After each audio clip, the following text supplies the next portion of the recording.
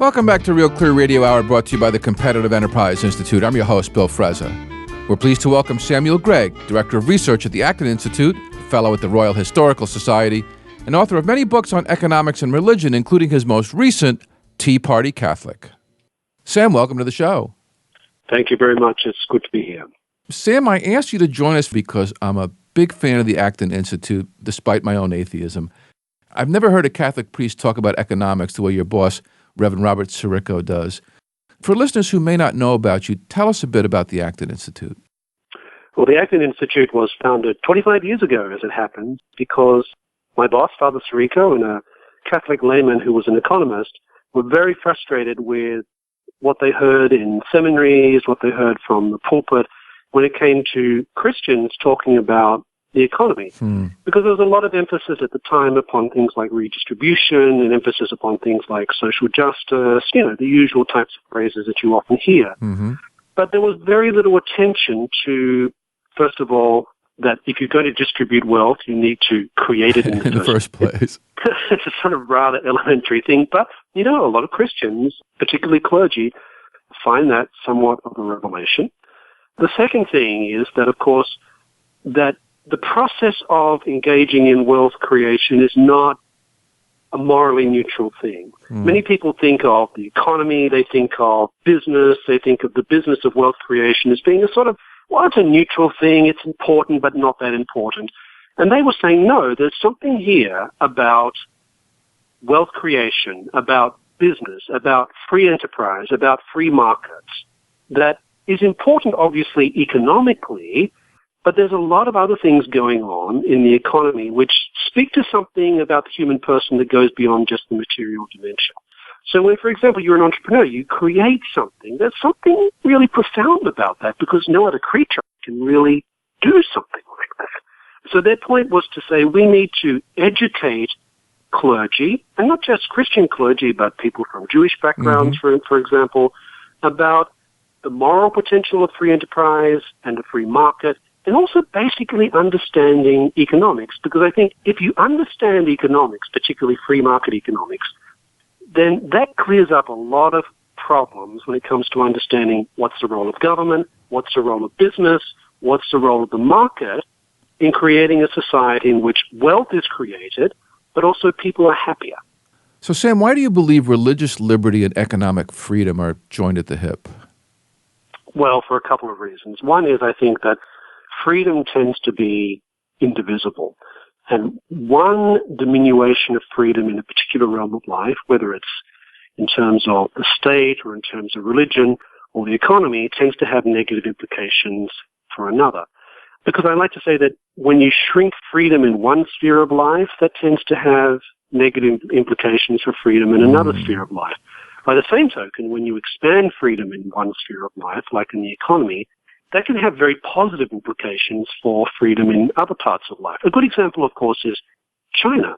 China has experienced a sort of limited opening to the market economy and globalization over the past, almost 40 years now. And one of the very interesting things that's happened, I think, in those parts of China where they have opened themselves to the economy is that you've seen an expansion of interest in religion. You've seen people turning to religion to explain different things about life that they have not thought about before. But also people starting to demand a certain degree of religious freedom. And remember, China is still officially a communist state. It's still officially an authoritarian state. It officially, in terms of the Communist Party there, has a relatively negative view of religion. But when I think you open up the economy, that opens up people's minds so that they start asking questions that go beyond economic life. That's a very practical story about how an expansion of freedom in the economy has had some unanticipated side effects for the Chinese regime, because now they're having to cope with the fact that there are millions of people in China who are converting to Christianity, evangelical Christianity, Catholic Christianity. And I don't think that's a coincidence in a society which was used to a fair amount of repression in every sphere of life for a long period of time. Well, give people a little freedom, and next thing you know, they want more. Exactly. And it's hard to sort of say, no, that's enough. You can't have any more freedom, or you can't have freedom in this sphere of life. You can do it here, but you can't do it there. It's hard for people to stop And they shouldn't stop, actually, when it comes to thinking about freedom in this way. Let me go back and challenge you a little bit on some of the fundamentals. Sure. Altruism is often cited as the foundation of Judeo-Christian morality, and the dictionary definition of altruism is the unselfish concern for or devotion to the welfare of others. That is, it values the other above the self.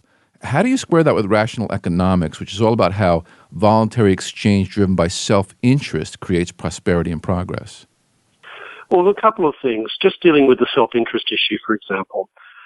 There's self-interest and there's selfishness, and the two are not necessarily the same.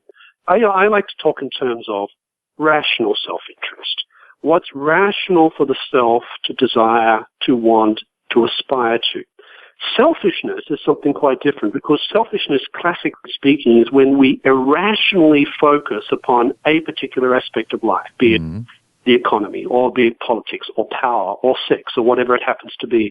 And we start to desire something more than it's actually worth. So that's the first thing. I think there's a legitimate distinction that can be made between rational self-interest as well as this issue of selfishness.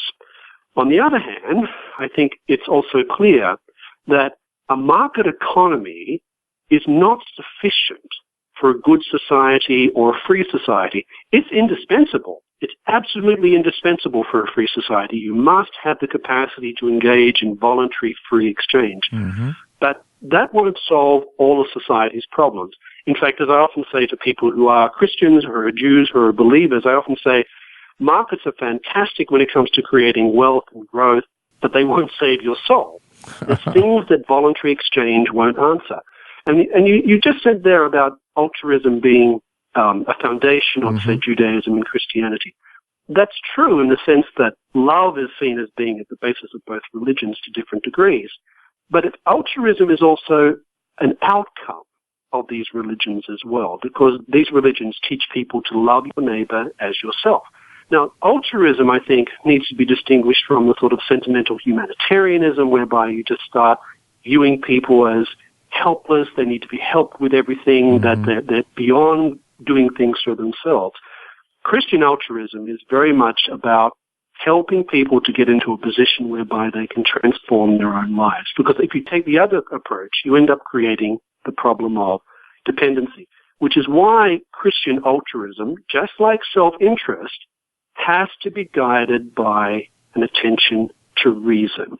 Once you throw reason out the door, then self-interest can very easily degenerate into irrational selfishness, and altruism can degenerate into things like expansive welfare states or excessive regulation, whereby you stop thinking rationally about how you help people and you just emote in the way that you think and talk about these things. You've written extensively about the rule of law and the importance of impartial justice in creating a thriving economy, but doesn't Christianity elevate mercy over justice? Aren't we implored to forgive our debtors, not haul them into court? Well, that's a very good point, because I think at the moment within, for example, the Christian church and even more specifically within the Catholic Church, there's a tremendous emphasis upon mercy. And mercy, of course, is when one goes beyond justice. It doesn't obviate justice. It doesn't destroy justice. What mercy does is remind us that the people we are dealing with are human beings, and that justice, just strictly applying justice to any number of situations, can sometimes result in a lot of harshness, a lot of great difficulties in society. But by the same token, if mercy is separated from justice, and I sometimes worry about this with regard to some of my fellow Christians, then mercy gets detached from what's right, mercy gets detached from what's reasonable, and you end up with a type of sentimentalism, because mercy does not extinguish our responsibilities in justice towards one another. Mercy is not a reason to obviate the rule of law. So I think these two things, there's a certain degree of creative tension between them. They inform one another. Mercy stops justice from becoming harsh and, in fact, in some respects, inhuman. But at the same time, an attention to justice means that mercy doesn't degenerate into a type of sentimental humanitarianism that's no longer capable of distinguishing between right and wrong. Many left liberal activists try to solve this problem by focusing on what they call social justice, which is a Right. special version of justice that elevates equal outcomes above the impartiality of the market. How does Acton view equality and social justice? Well, that's a subject, as you can imagine, we've been talking a lot about for the past 2.5 years. And one of the things we often say is that if there's equality in the sense of every person being made as the imago Dei, in the image of God, that's very much the Jewish and Christian tradition when it comes to thinking about the roots of equality. No person is intrinsically worth more than another.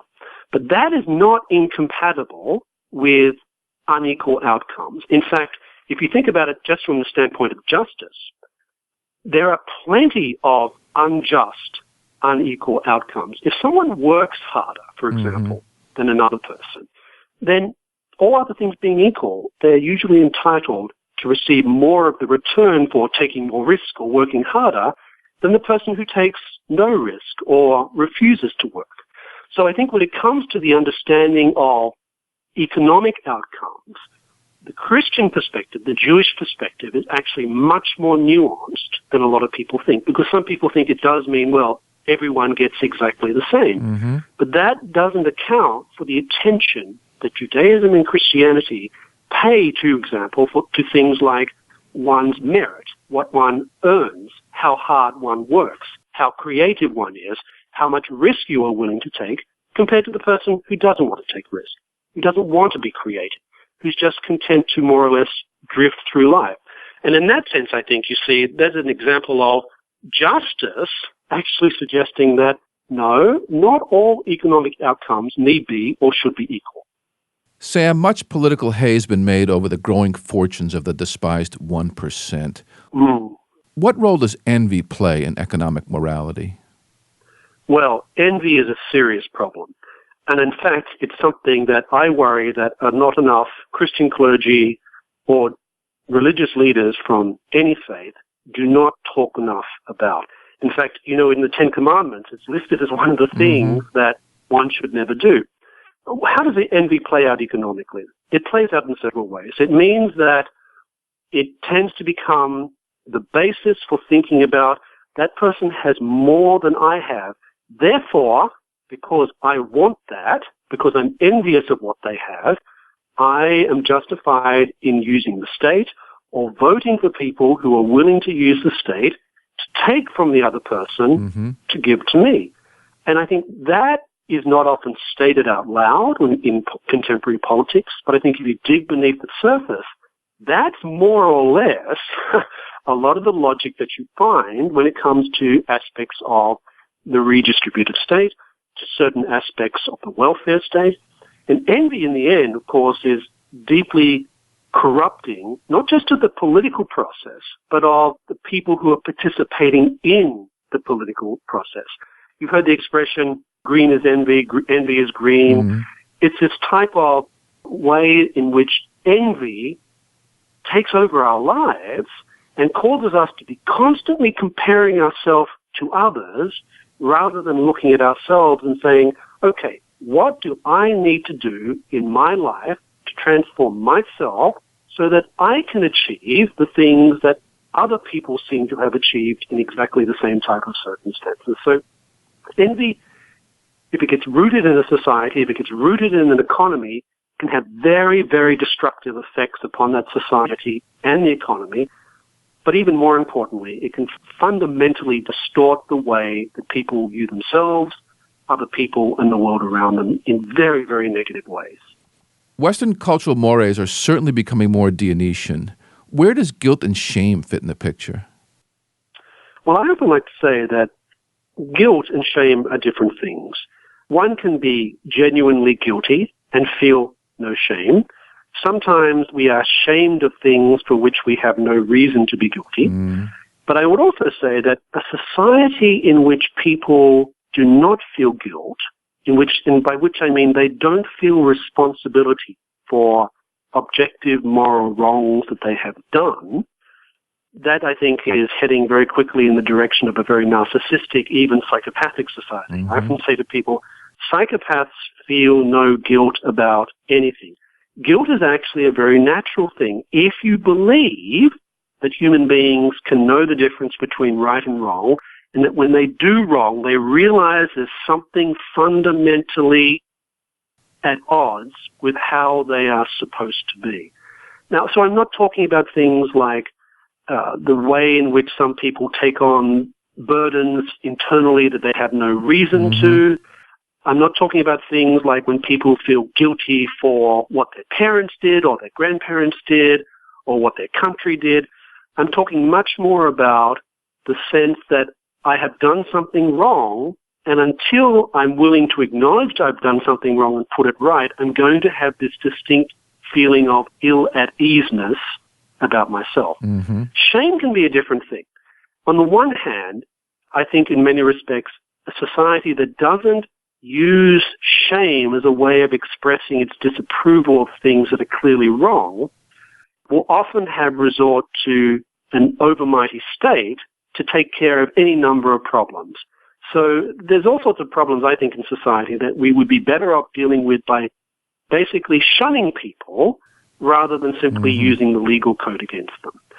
On the other hand, a lot depends upon the cultural state of society, because there are things which societies will often try and make people feel ashamed of, for which they really have no reason to. So, for example, in much of Western Europe, for example, and I've talked about this in some of my books, there's a sense that if you are wealthy or you have made money, you should somehow be ashamed of that. You need to hide that.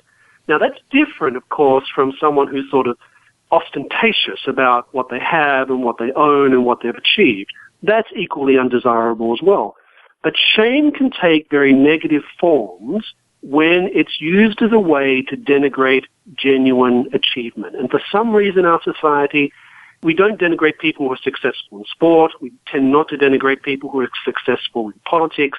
But we have a very bad habit of denigrating people who have been successful in the economy.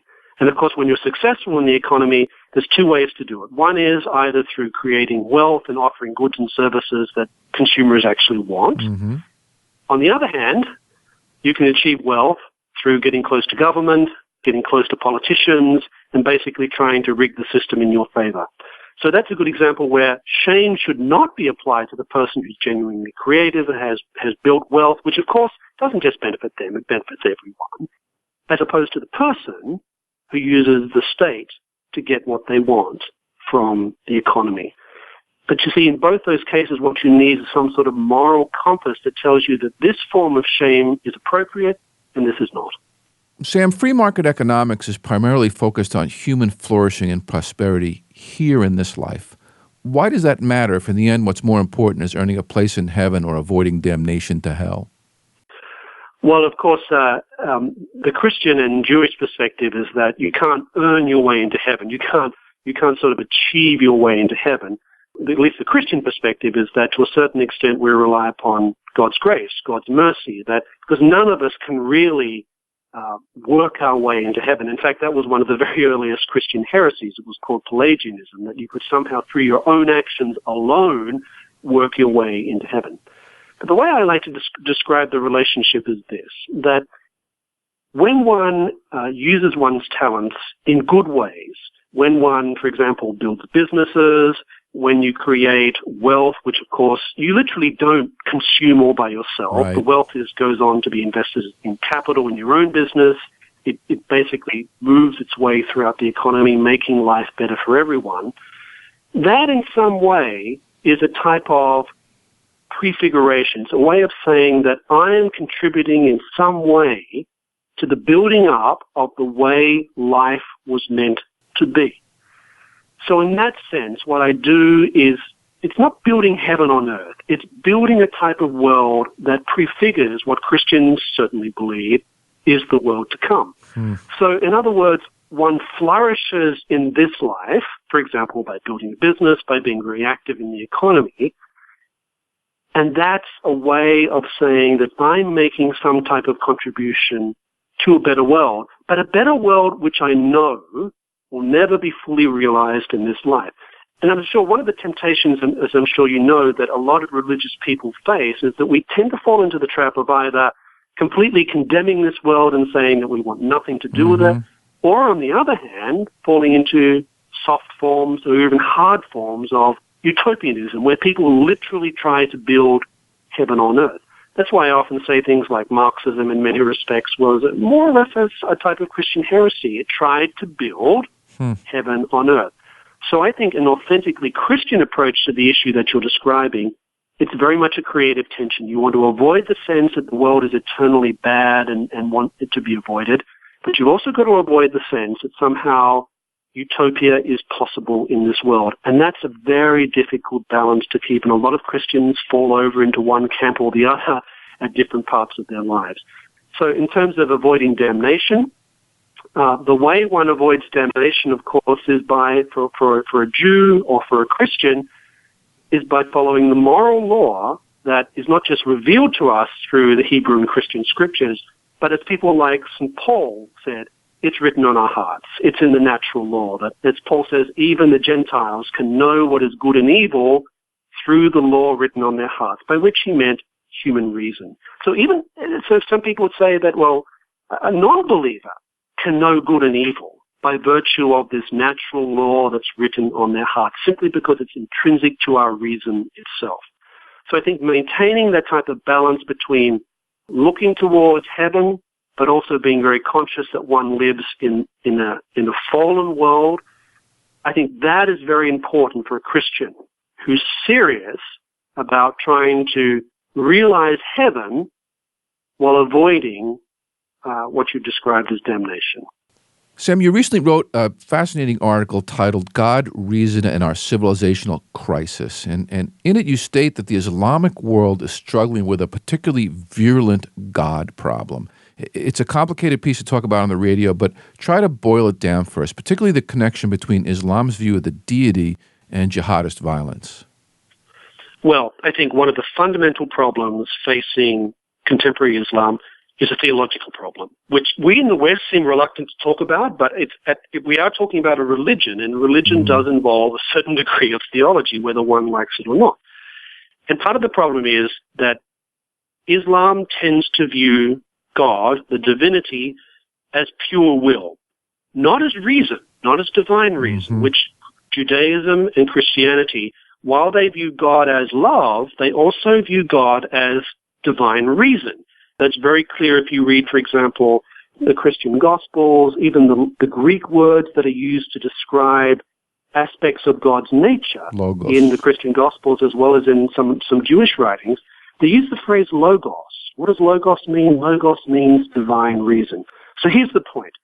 If your God is one of untrammeled will, who just wills things rather than reasons about things, then that God can command us to do unreasonable things, and I can't question whether that God is asking me to do the right thing.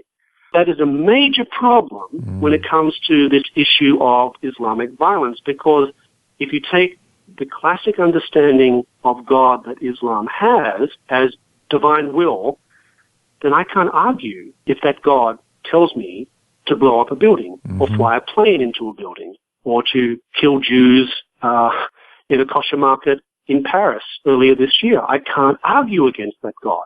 Whereas if you regard God as having the characteristics of divine reason, well, that means that I'm reasonable as well. And I can judge whether or not someone who is in a position of religious authority is commanding me to do something reasonable or something unreasonable. In other words, your understanding of God affects your understanding of who the human person is and what you think is reasonable actions on the part of that person and what you think are unreasonable acts on the part of that person.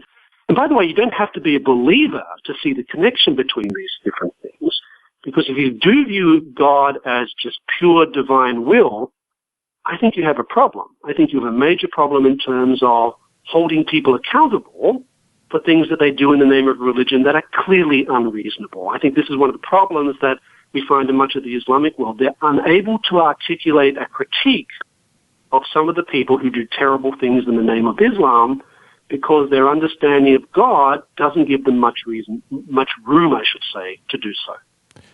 Sam, I could go all day with you. It's been very enlightening to chat. Thanks for being on the show.